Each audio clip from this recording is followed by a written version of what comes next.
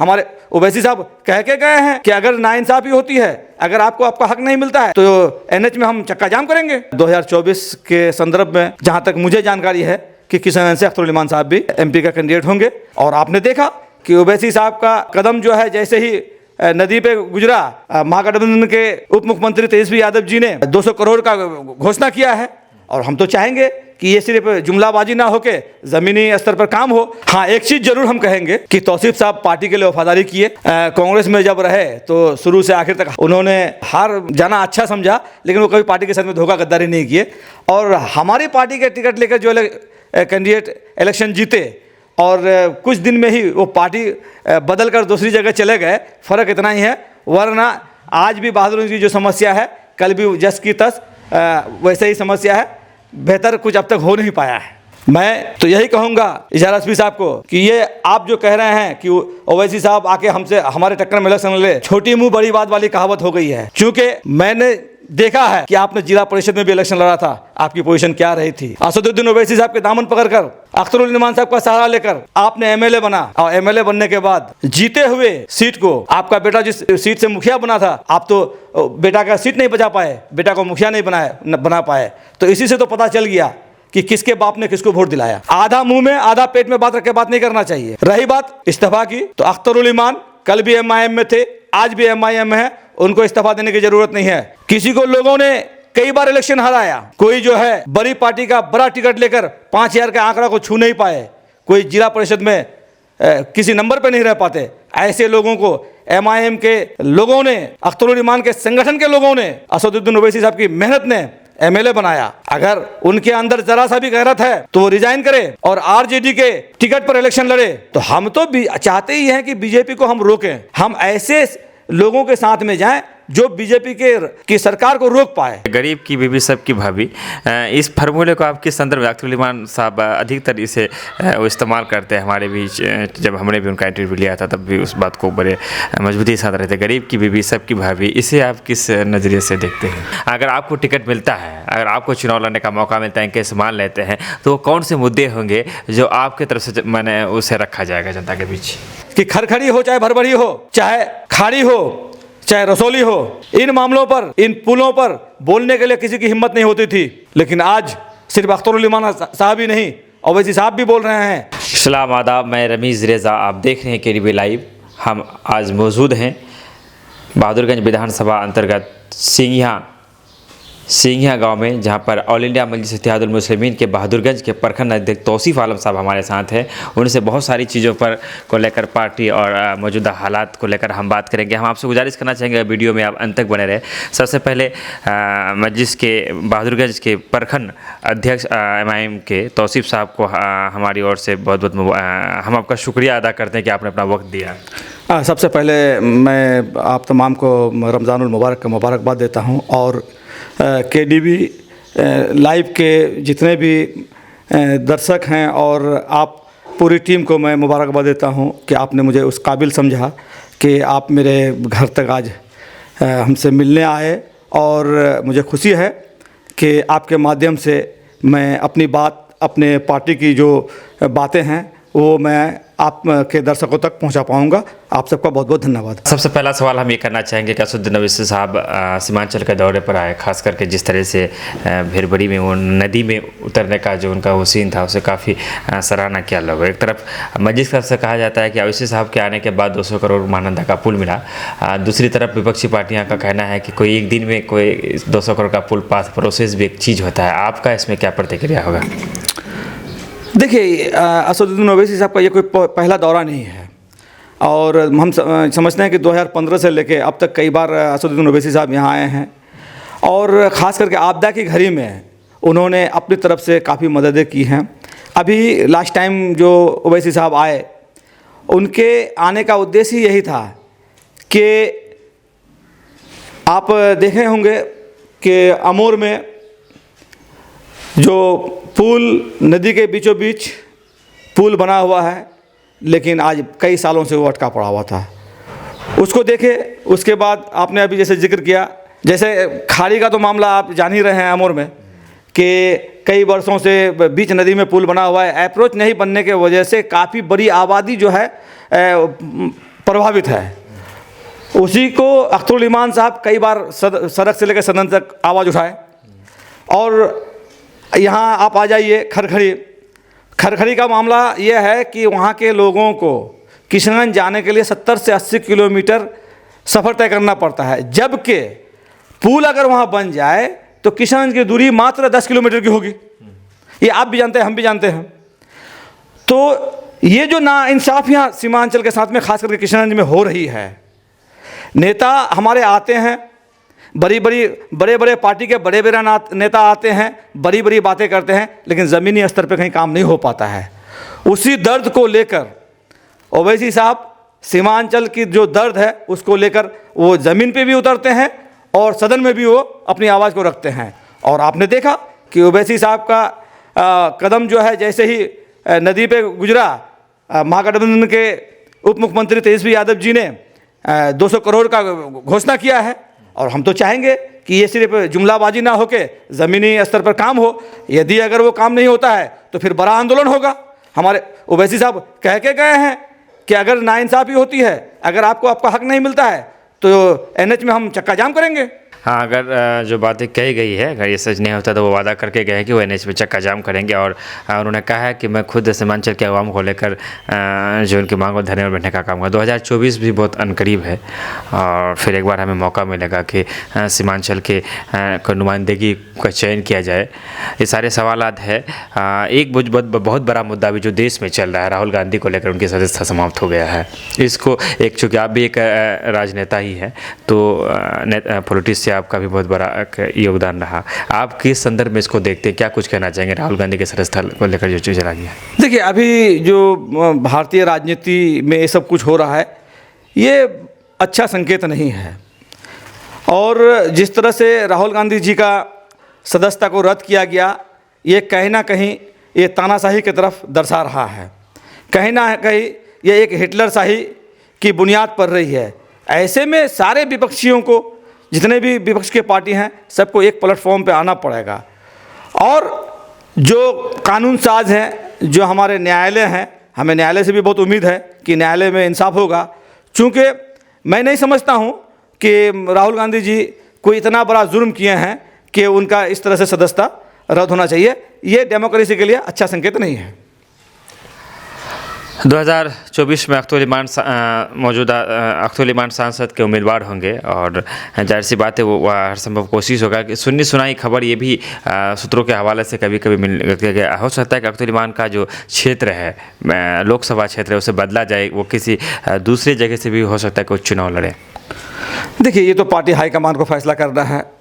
चूँकि हम लोग MIM के एक छोटा सा कार्यकर्ता हैं और जहाँ तक किशनगंज असेंबली की बात है तो हम नहीं समझते हैं कि अख्तरुल ईमान साहब किसी और जगह से कैंडिडेट होंगे। हम तो चाहेंगे कि अख्तरुल ईमान साहब, चूँकि पिछला इलेक्शन भी 2019 में भी मजबूती के साथ में हम लोग यहाँ अख्तरुल ईमान साहब के चेहरे पे, ओवैसी साहब के नाम पे इलेक्शन लड़े थे और अल्हम्दुलिल्लाह तकरीबन अच्छा खासा वोट भी आया था। जीत हार हमारी मुकद्दर रही। लेकिन 2024 के संदर्भ में जहाँ तक मुझे जानकारी है कि किशनगंज से अख्तरुल ईमान साहब भी MP का कैंडिडेट होंगे। अगर पार्टी का कोई ऐसा फैसला होता है तो फिर हम देखेंगे कि बेहतर जो कुछ हो पाएगा किशनगंज में किया जाएगा। चूँकि आप बहादुरगंज विधानसभा से हैं और लोहागड़ा एक ऐसा जगह है जहाँ से कहा जाता है कि बहादुरगंज का राजनीतिक जिसको अड्डा कहा जाता है लोहागड़ा को, अक्सर राजनीति की बातें लोहागड़ा पे हुआ करता है। तौसीफ साहब जो कि कांग्रेस के थे, वो 15 साल विधायक रहे या 16 साल, उसके बाद फिर अभी जो है, पहले आप ही के पार्टी के थे, आप लोग काफ़ी मेहनती। दिगर बात है कि अभी दूसरे पार्टी के, दोनों को अगर तुलनात्मक किया जाए तो आपका दृष्टिकोण दोनों को लेकर क्या होगा? तौसीफ साहब और अंजार साहब। देखिए, दोनों का अगर हम तुलना करें तो हमें नहीं लगता है कि बहुत ज़्यादा दोनों में डिफरेंस है। हाँ, एक चीज़ ज़रूर हम कहेंगे कि तौसीफ साहब पार्टी के लिए वफादारी किए। कांग्रेस में जब रहे तो शुरू से आखिर तक उन्होंने हारना अपने आप को हार जाना अच्छा समझा, लेकिन वो कभी पार्टी के साथ में धोखा गद्दारी नहीं किए। और हमारी पार्टी के टिकट लेकर जो कैंडिडेट इलेक्शन जीते और कुछ दिन में ही वो पार्टी बदल कर दूसरी जगह चले गए। फ़र्क इतना ही है, वरना आज भी बहादुरगंज की जो समस्या है, कल भी जस की तस वैसे ही समस्या है। बेहतर कुछ अब तक हो नहीं पाया है। हम लोगों ने बात किया था, कहीं ऐसी समस्या थी बहादुरगंज की जो दिक्कत 15-16 साल से नहीं हो पा रहा था, जैसे कि डोहर का वो सड़क है जिस पे शायद तबरेज़ हाशमी ने एक शेर बनाया था तौसीफ साहब के कार्यकाल में कि विधायक जाए हेलीकॉप्टर से बारात, वो रोड बन चुकी। महेशपतना का जो रोड था वो बन चुका है, और उनके कहने के मुताबिक लोधावरी पुल भी बहुत जल्द बनने वाला है, गुरुमुरा पुल बनने वाला है, और जो एक मसूर साहब का जो रास्ता है वो बनने वाला है। तो इतने सारे काम हो रहे हैं, कहने का मतलब। देखिए, जाहिर सी बात है, कल तक नौजवानों के अंदर वो हौसला नहीं था, लोग सवाल नहीं करते थे। आज जो है लोग सवाल कर रहे हैं, मुद्दे को जो है सोशल मीडिया के माध्यम से लोगों के बीच में लाया जाता है। जहाँ भी दिक्कतें आती हैं सोशल मीडिया के माध्यम से, आप जैसे चैनलों के माध्यम से लोगों तक वो समस्या पहुंच पाती है, नेताओं तक पहुंच पाती है। तो आज नेता की मजबूरी हो गई है कि उस काम को करना। चूँकि मजलिस जब इलेक्शन लड़ी थी तो इन्हीं मुद्दों को लेके मजलिस लड़ी थी कि इलेक्शन अगर हमारे कैंडिडेट जीत जाएंगे तो उनको ये काम करना है। बदकिस्मती रही या हमारे एमएलए भाग के कहीं और चले गए हैं, तो कुछ ना कुछ तो अब उनको काम करना ही पड़ेगा। लेकिन जितनी उपेक्षाएं थी लोगों की जितनी चाहत थी, लोगों को जो जितनी उम्मीदें थी, उस पर वो खड़ा नहीं उतर पा रहे हैं। और देखते हैं, अभी समय है, आगे क्या क्या हो पाता है, कितना काम हो पाता है, वो तो देखने वाली बात होगी। मजलिस की तरफ से लगातार कांग्रेस पर वार किया जाता रहा और भी दीगर पार्टियों के परिवारवाद को लेकर बात की जाती रही कि तमाम तरह जो पार्टियां हैं, जो भारतीय जनता पार्टी तो एक अलग चीज़ है, उसके बाद सेकुलर पार्टियां जो भी वो परिवारवाद के शिकार रहा, चाहे राष्ट्रीय जनता दल की बात करें, कांग्रेस की बात करें, अक्सर एमआईएम के बड़े नेताओं का ये स्पीच होता है। लेकिन आप किशनगंज में जब संगठन को विस्तार किया गया तो संगठन जो प्रभारी बनाया गया, अब्दुल इमान के छोटे भाई तफहीमुर रहमान को ही क्यों बनाया गया? देखिए, तफहीम भाई जो है पार्टी में आज से नहीं है, बहुत ज़माने से हैं, और अब तक वो जो है बैक डोर से पार्टी को सपोर्ट किया करते थे। लेकिन पार्टी के लोगों ने, पार्टी के जो भी वरिष्ठ लोगों ने देखा कि तफहीमुर रहमान साहब का काम बहुत बढ़िया चल रहा है, अगर उनको एक जिम्मेदारी नहीं दी जाएगी तो वो और ज़्यादा खुल के काम नहीं कर पाएंगे। इस वजह से ये तफहीमुर रहमान साहब को के काम को देखते हुए उनको एक जिम्मेदारी दी गई है। ये अलग बात है कि वो अख्तरुल इमान साहब के भाई हैं। अगर अख्तरुल इमान साहब के भाई हैं तो ऐसा नहीं है कि वो पार्टी के संगठन में काम नहीं कर सकते हैं, क्योंकि आप और हम देख रहे हैं कि अगर एक भाई एमएलए हो जाता है तो उसके पीछे कई भाई कुछ न कुछ बन ही जाते हैं। यहाँ तो ऐसा कोई मामला नहीं है। एक तफहीमुर रहमान साहब के अलावे और भी हमारे पार्टी में बहुत सारे लोगों को है नई जिम्मेदारी दी गई है, और इंशाअल्लाह सब कोई अपना अपना जो जिम्मेदारी है बखूबी निभा रहे हैं। और आने वाला समय और हमारी संगठन में धार कैसे आए, हमारा संगठन और कैसे मजबूत हो, इस पे हम लोग अभी काम कर रहे हैं। कोशाधामन के विधायक इजहार एसपी की तरफ से चैलेंज किया गया है कि असदुद्दीन ओवैसी साहब कोशाधामन आकर चुनाव लड़े, और अगर वो जीत जाते तो मैं राजनीति से संन्यास लूँगा। पहले इसका जवाब दे, फिर बहादुरगंज के वाला ने भी कहा है सबका। मैं पहले कोशाधामन वाले के लिए, देखिए, हाजी साहब अगर इस तरह की बातें कर रहे हैं तो हम समझते हैं कि उनका मानसिक संतुलन बिगड़ गया है। चूँकि असदुद्दीन ओवैसी के नाम पर और अख्तरुल इमान साहब की मोहब्बत में सीमांचल के लोगों ने, खास करके बहादुरगंज कोचाधामन के लोगों ने एकजुट होकर वोट देने का काम किया है। मैं तो यही कहूँगा इजहार एसपी साहब को कि ये आप जो कह रहे हैं कि ओवैसी साहब आके हमसे हमारे टक्कर में इलेक्शन ले, ये छोटी मुँह बड़ी बात वाली कहावत हो गई है। चूँकि मैंने देखा है कि आपने जिला परिषद में भी इलेक्शन लड़ा था, आपकी पोजीशन क्या रही थी। असदुद्दीन ओवैसी साहब के दामन पकड़कर, अख्तरुल इमान साहब का सहारा लेकर आपने एमएलए बना, और एमएलए बनने के बाद जीते हुए सीट को आपका बेटा जिस सीट से मुखिया बना था, आप तो बेटा का सीट नहीं बचा पाए, बेटा को मुखिया नहीं बना पाए। तो इसी से तो पता चल गया कि किसके बाप ने किसको वोट दिलाया। बहादुरगंज के विधायक अंजार साहब ने कहा कि रियासती सदर जो है वो हम लोगों के चंदे के पैसे से चुनाव जीते हैं, इसलिए बेहतर होगा कि सब कोई मिलकर इस्तीफा देते हैं। देखिए, इस मामले में तो हम यही कहेंगे कि अगर कोई ये कहते हैं कि हमारे पैसे से फला आदमी एमएलए बना है, तो वो उसको प्रूव करे, वो साबित करे कि किस कंडीशन में कितना पैसा आपने दिया, रिश्वत दी, चंदा दिया, टिकट खरीदा, टिकट बेचा, किस मामले में आपने पैसा दिया, वो सार्वजनिक होना चाहिए। आधा मुंह में आधा पेट में बात रख के बात नहीं करना चाहिए। रही बात रिजाइनेशन की, इस्तीफा की, तो अख्तरुल ईमान कल भी MIM में थे, आज भी MIM में है, उनको इस्तीफा देने की ज़रूरत नहीं है। अगर इन चारों में गैरत बची हुई है, मैं तो आपको कहता हूँ, आपके माध्यम से मैं कहना चाहता हूँ कि किसी को पार्टी ने धक्का मारकर निकाल दिया, किसी को लोगों ने कई बार इलेक्शन हराया, कोई जो है बड़ी पार्टी का बड़ा टिकट लेकर 5000 के आंकड़ा को छू नहीं पाए, कोई जिला परिषद में किसी नंबर पर नहीं रह पाते, ऐसे लोगों को MIM के लोगों ने, अख्तरुल ईमान के संगठन के लोगों ने, असदुद्दीन ओवैसी साहब की मेहनत ने MLA बनाया। अगर उनके अंदर ज़रा सा भी गैरत है तो वो रिज़ाइन करे और RJD के टिकट पर इलेक्शन लड़े, उसके बाद आगे फिर बात करें कि किसको रिजाइन करना है। हमारा साहब का कहना है कि दिक्कत इस बात से नहीं है कि हम लोगों ने पार्टी छोड़ दिया है, दिक्कत इस बात से है कि हम लोगों ने के जाने से भारतीय जनता पार्टी की सरकार गिर गई है। दरअसल यही ऐठन है MIM के पेट में और इसीलिए वो आग बबूला हो रहा है। शाहनवाज साहब, देखिए, ये कहावत हो गया चोर के दाढ़ी में तिनका।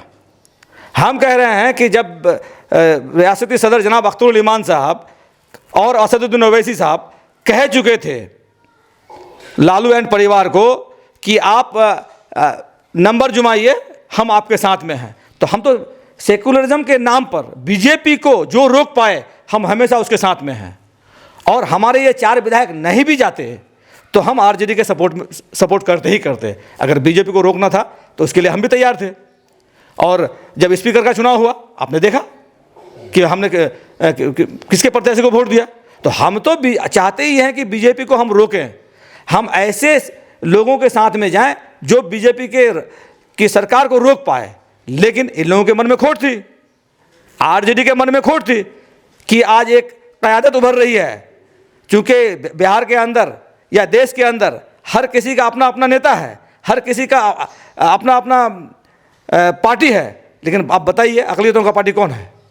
आज एक मजबूत असदुद्दीन ओवैसी साहब की पार्टी AIMIM जो है मजबूत स्थिति में उभर के आ रही थी, तो उसको तोड़ने का मकसद था और उन्होंने तोड़ने का काम किया है, जिसका खामियाजा 2024-25 में RJD को भुगतना पड़ेगा। हाँ, 2024-25 में RJD को भुगतना।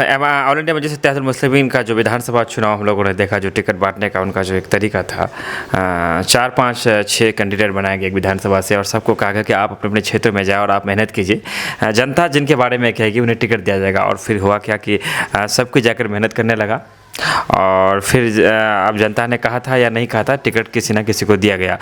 तो चूँकि वो जो फार्मूला लगाया गया, इससे कई सारे जिसको बोलता है साइड इफ़ेक्ट भी दिखने को मिले।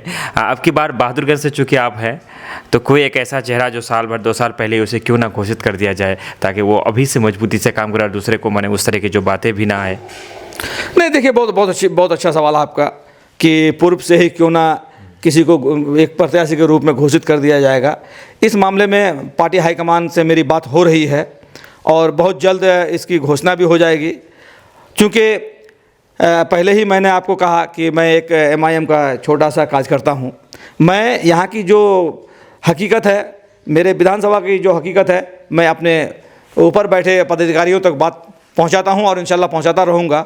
और हम लोग इस दिशा में काम कर रहे हैं कि बेहतर विकल्प हमारा क्या हो सकता है, हम किसको मजबूती के साथ में इलेक्शन लड़ाएं, कौन हमारे सीट को निकाल पाएंगे, इस दिशा में बात हो रही है और इंशाअल्लाह बहुत जल्द ये मामला सारा चीज़ आपके सामने में आ जाएगा। अख्तरुल ईमान 2024 सांसद बने, इसके लिए क्या कुछ तैयारियां हो रही है पार्टी की तरफ से?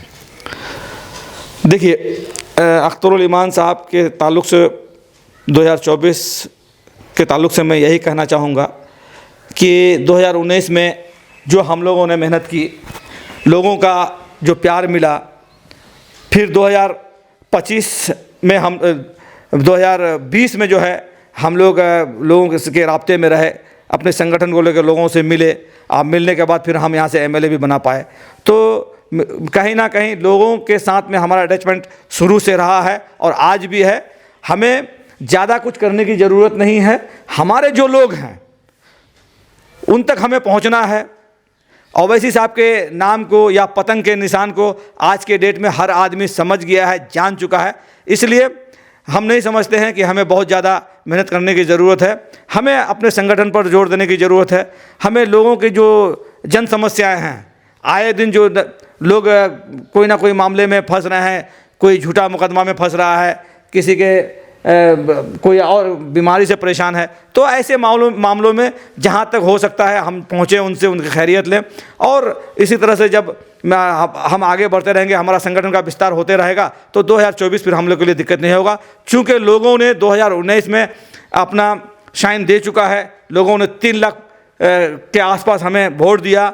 फिर जो है 2020 में हमारे यहाँ से 5 MLA जीते, हमने 6 लाख से ज़्यादा वोट हासिल किया है। तो कहीं ना कहीं लोगों की मोहब्बत मजलिस के साथ में है, अख्तरुल ईमान साहब के साथ में है, असदुद्दीन ओवैसी के साथ में है, और 2024 इंशाअल्लाह हमारे लिए बहुत आसान होगा। जनता की जो मोहब्बत है वो मस्जिद से बरकरार है। मानना चाहेंगे सवालों में गरीब की भाभी सबकी, गरीब की बीवी सबकी भाभी, इस फार्मूले को आप किस संदर्भ में, अख्तरुल ईमान साहब अधिकतर इसे वो इस्तेमाल करते हैं हमारे बीच। जब हमने भी उनका इंटरव्यू लिया था तब भी उस बात को बड़े मजबूती के साथ रहते, गरीब की बीवी सबकी भाभी, इसे आप किस नज़रिए से देखते हैं?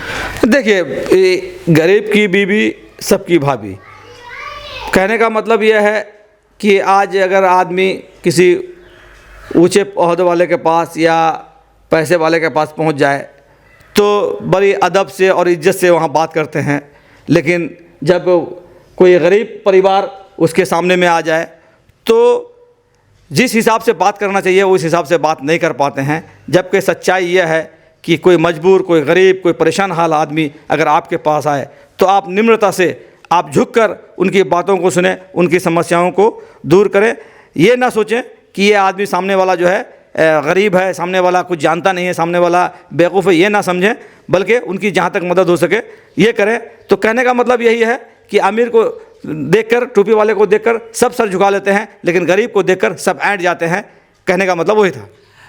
तौसीफ साहब, आपको एक बार उप प्रमुख भी रह चुके हैं, उसके बाद पॉलिटिकली काफ़ी ये भी रहे। क्यों ना 2025 विधानसभा चुनाव में बहादुरगंज की बागडोर आप खुद संभाले, उसके लिए कोई प्रयास किया जाए? चूँकि काफ़ी बहुत 2016 या 17 से आप मस्जिद के साथ हैं, मैं जहाँ तक मुझे याद है।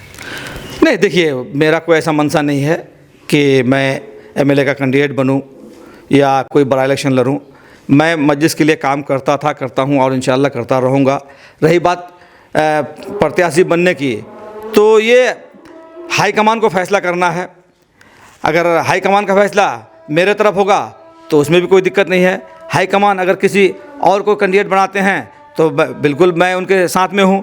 तो ये फैसला जो है हमारे जो ऊपर के पदाधिकारी हैं, प्रदेश के जो पदाधिकारी हैं, उनको फैसला लेना है कि कैंडिडेट यहाँ से कौन होगा। विधानसभा चुनाव भी मजलिस मजबूती के साथ हर विधानसभा जहाँ जा रहे थे, बातें ऐसे भी आ रहा है कि बड़े पैमाने पर भी लड़ने की तैयारी की जाए।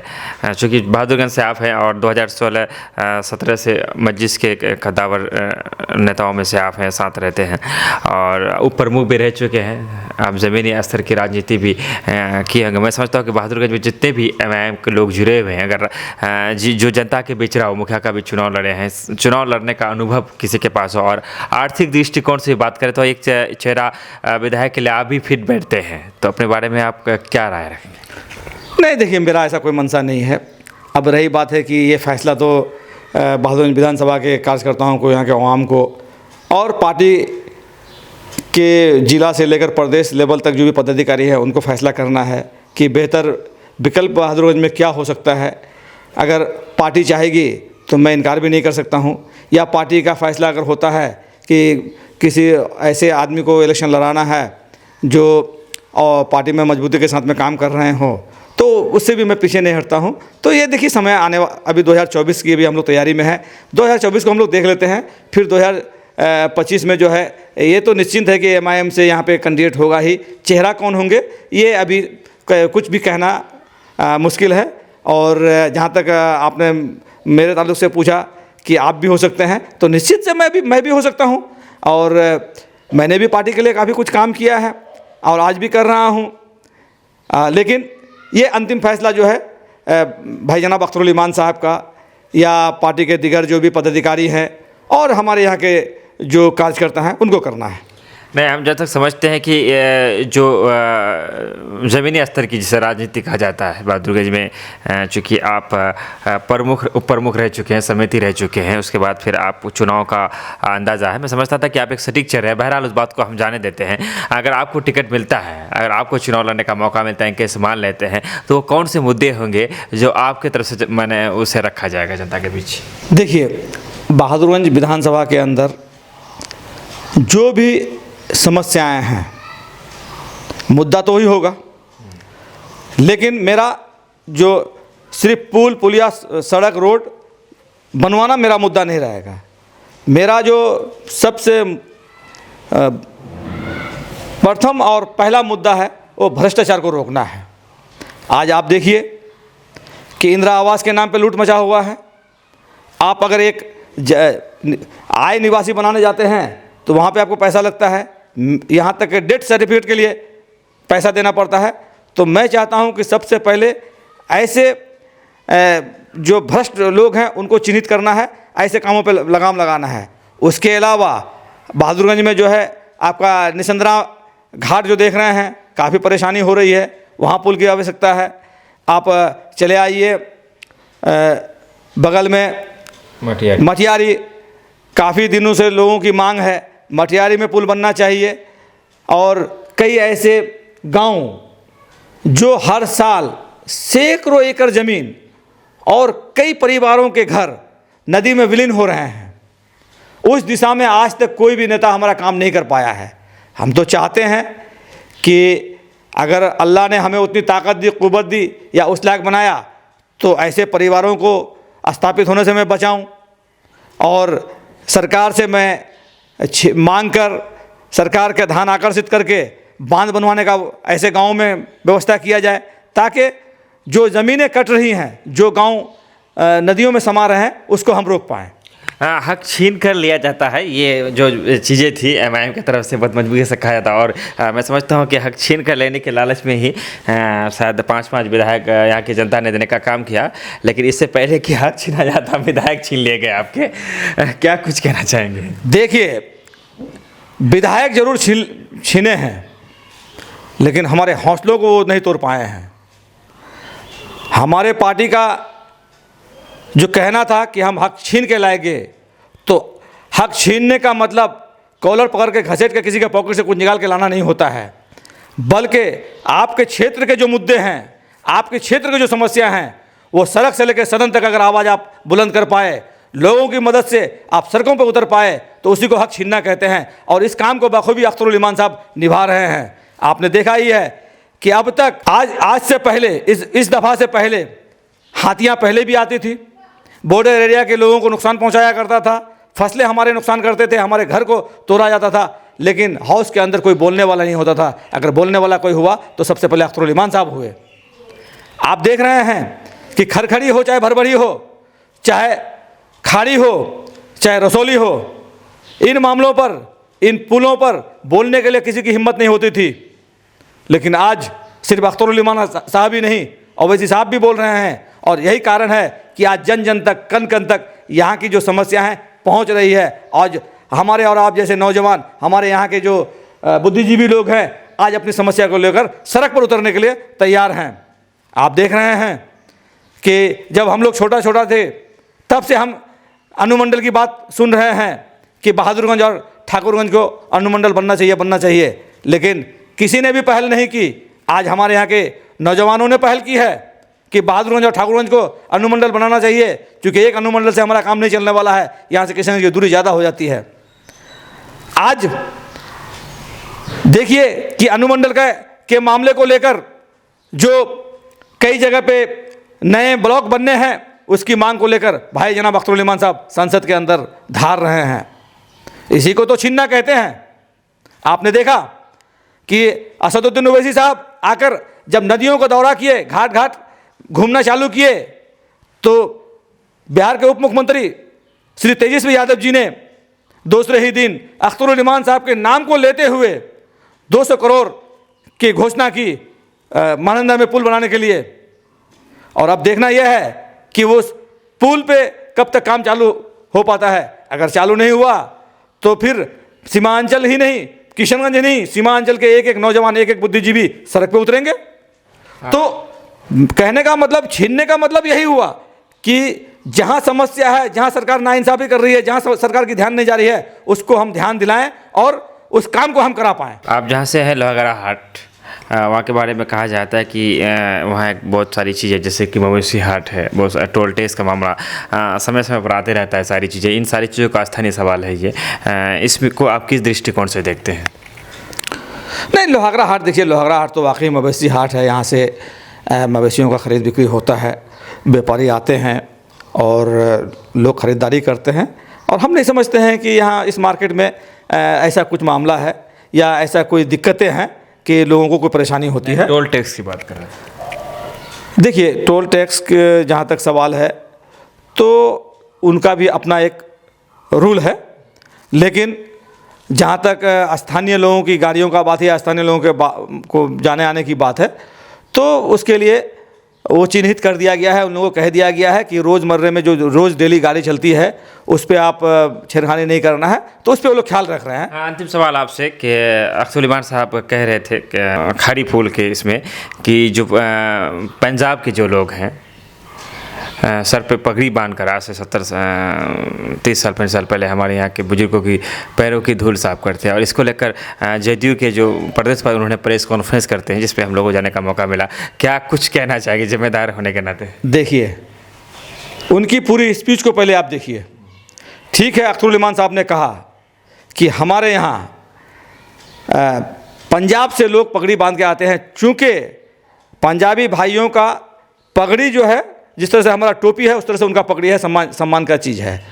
तो अख्तुल ईमान साहब के कहने का मकसद ये था कि ये इलाका, किशनगंज का इलाका, सीमांचल का इलाका एक वक्त में इतना डेवलप जरूर था कि यहाँ से बाहर के लोग आया करते थे, चाहे वो ट्रांसपोर्ट के नाम पर हो, चाहे वो बिजनेस के नाम पे हो, एबीसीडी किसी भी चीज़ के लिए बाहर से लोग आके यहाँ पे काम किया करते थे। हमारे पूर्वजों के बगल में बैठा करते थे, उनसे मशवरा करते थे, उनको जानकारी देते थे कि इस तरह से काम करने से ऐसा होगा।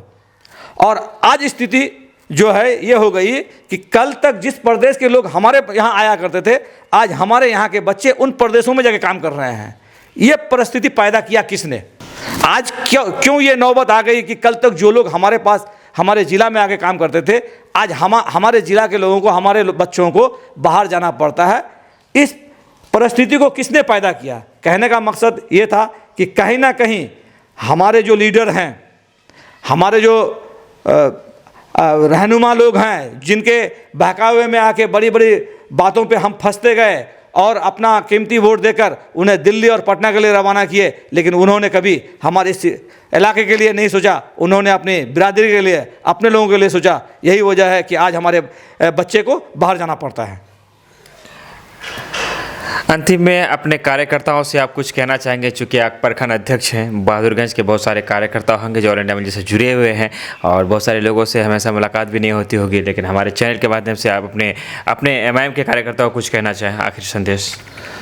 मैं अपने एमआईएम के सभी कार्यकर्ताओं और सभी चाहने वालों को बस यही कहना चाहूँगा कि आपने 2015-16 से एमआईएम के साथ में हैं और आगे भी आप रहेंगे।